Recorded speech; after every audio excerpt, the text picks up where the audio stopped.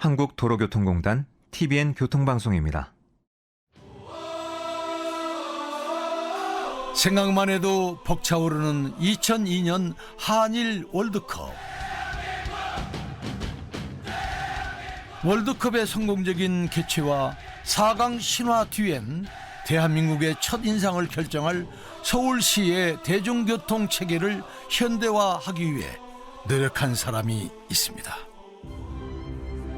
1998년부터 버스 노선 정리, 대중교통 카드 통합, 도로 정비, 주차 구획, 재정비가 진행되며 우리나라 교통 시스템은 월드컵이란 국가 행사에 맞춰 비로소 현대적인 옷을 갖춰 입게 됩니다.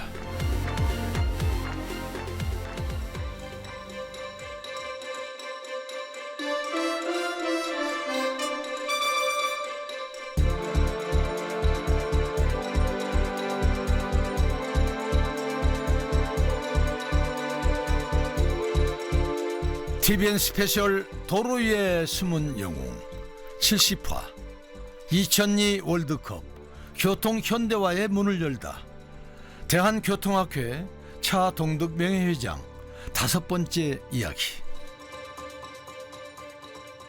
안녕하세요. 도로 위의 숨은 영웅 방송인 김성환입니다. 2022년을 기준으로 우리나라의 자동차 등록 대수는 2,500만 대를 돌파했습니다. 2명 중 1명은 자동차를 보유하고 있는 셈이죠. 1980년대 학교에서는 집에 차 있는 사람 손 들어봐요, 이런 조사를 실시했습니다. 자동차가 교통수단이 아닌 사치품으로 여겨지던 시절이었기 때문인데요. 80년대 중반까지만 해도 자동차 등록 대수는 고작 100만 대에 불과했습니다. 1985년 우리가 중진국 처음 들어갔을 때 자동차가 100만 대 됐어요. 그 13만 대 갖고 있던 차가 한 15년 만에 100만 대 되니까 난리 난 거예요. 그거 가지고도. 그런데 그거는 지금 생각하면 그건 자동차도 아니야. 100만 대야.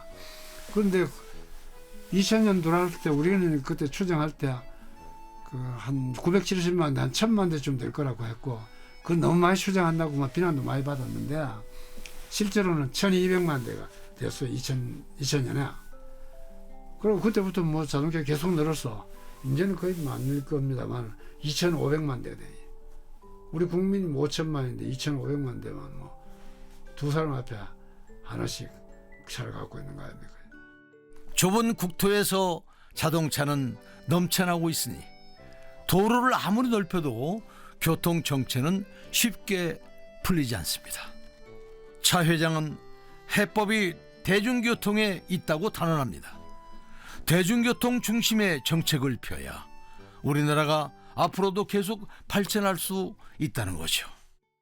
사실 그가 서울시 교통관리실장으로 있던 시절 2002년 한일 월드컵을 준비하며 교통 환경을 개선할 때 가장 골치 아팠던 일이 대중교통 체계를 바로 세우는 일이었습니다. 뭐 주차도 무질서하고 무법주차하고 소통도 안 되고, 그 버스는 버스대로 운행 불실하고 불편하고, 그 노선도 그냥 뭐 구불구불하고, 그 지하철도 아직 제대로 갖춰지지 않았고, 뭐 하나도 완전하게 제대로 갖춰진 게 없고, 대도시를 운영하기에 택없이 부족한 교통체계였습니다. 그게 소위 말하는 그 당시 기술로 할 수 있는 최선을 다해서 모든 걸 다 바꾼 거죠. 현대적으로.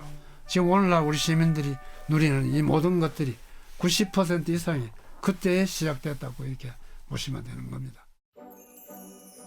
대한민국의 역사가 그러하듯 도전 정신과 창의성 가득한 우리의 교통 역사 또한 충분히 자부심을 가져도 될 듯합니다. 하지만 여기서 만족하고 멈춘다면 퇴보할 수밖에 없습니다. 더 나은 교통 시스템을 갖추기 위해서는 이제 일반 시민도 교통에 관심을 가지고 목소리를 낼 수 있어야 한다고 차 회장은 강조합니다. 그런 게 대단히 많죠.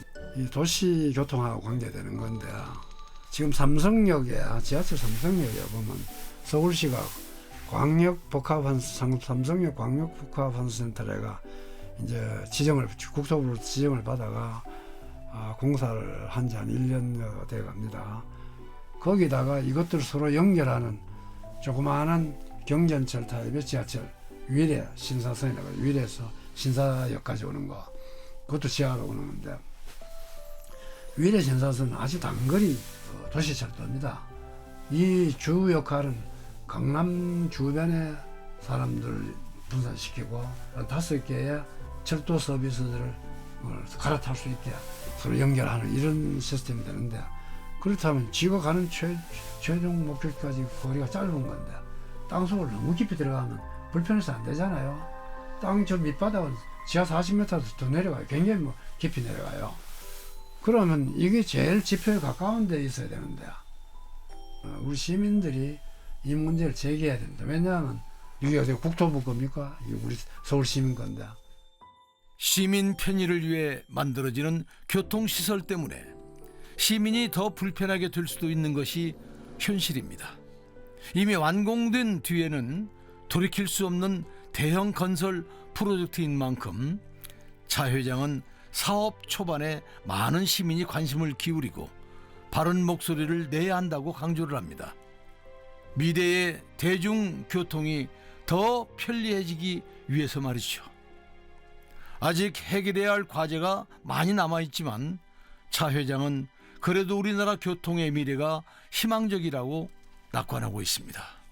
그래서 우리 후배들이 겪고 있는 교통 문제는 더 변화무쌍하고 앞으로 더 힘들 수도 있는데 그래도 옛날 선배들 못지않게 다 지식도 많고 더 훌륭한 분들이니까 잘 헤쳐나갈 수 있을 거라는 그런 기대를 합니다. 그동안 해온 것도 멋지게 창의적이고 결단력 있는 정책을 쭉 추진해왔고 또 그중에서 우리는 교통이니까 교통과 교통 SOC 쪽에서도 전문가들이나 또 그쪽 분야에 일하는 사람들도 국가 발전에 발맞춰서 똑같이 혁신적인 발전을 계속해왔고 그래서 우리 선배들도 잘했고 우리 세대도 열심히 했고 그런 창의성을 강에다가 더 많은 지식을 가진 후배들이니까 지금 하고 있는 전문가들은 앞으로 훨씬 더 멋진 정책을 만들어 내기를 바랍니다.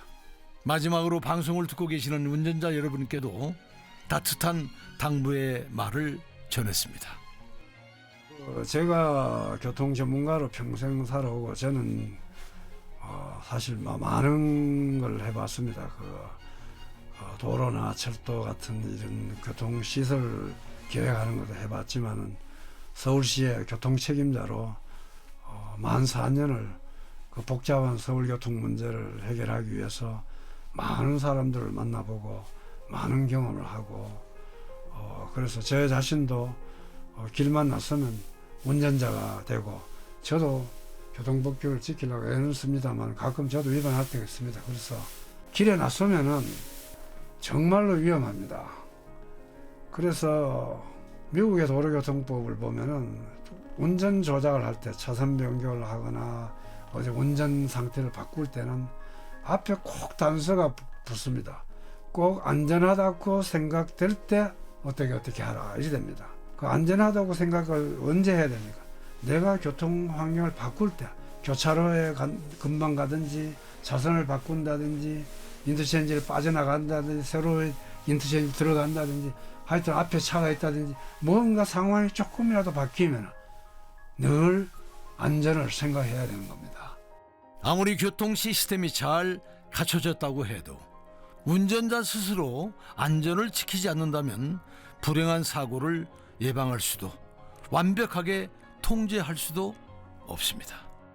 대한민국의 안전한 미래 교통은 결국 우리의 손에 달려 있습니다.